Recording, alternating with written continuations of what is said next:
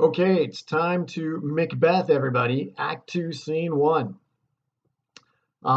We are still at Macbeth's castle. Some bad things are about to go down.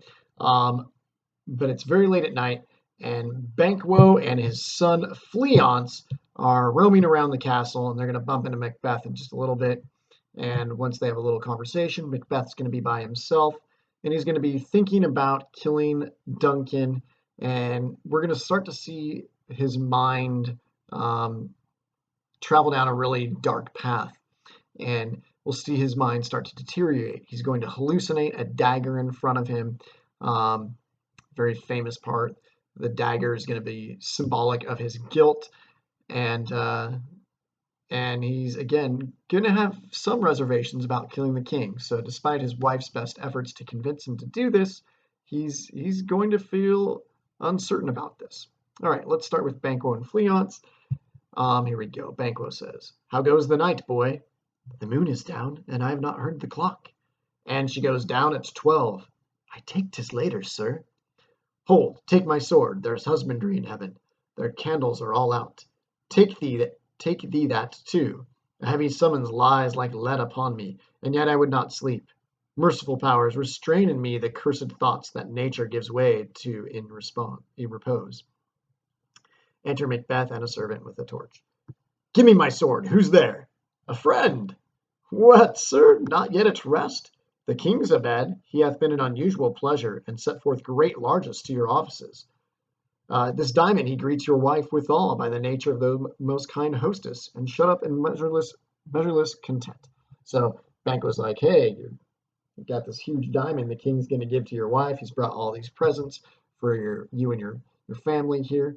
And obviously this is going to weigh on Macbeth. He's going to be like, "My gosh, I've been honored by the king, and yet I'm plotting to kill him."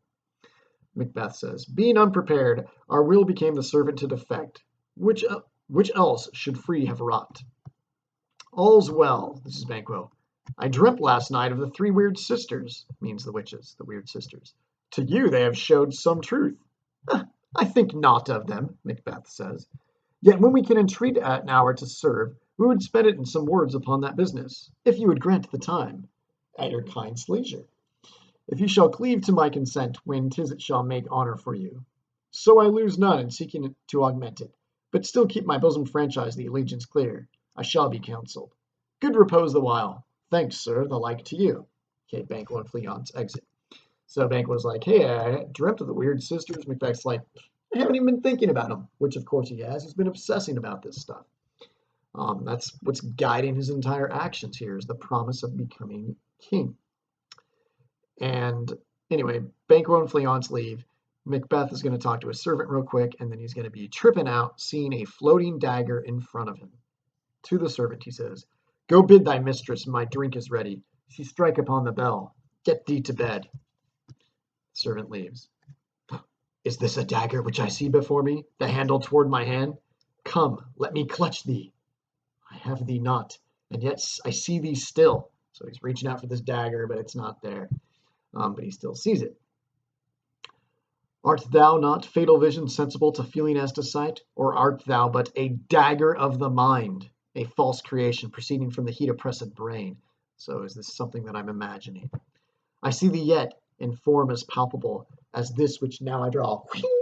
Okay, he pulls out his own dagger. "Thou marshallest me the way that I was going." So you're directing me to where I was going, which is to kill the king.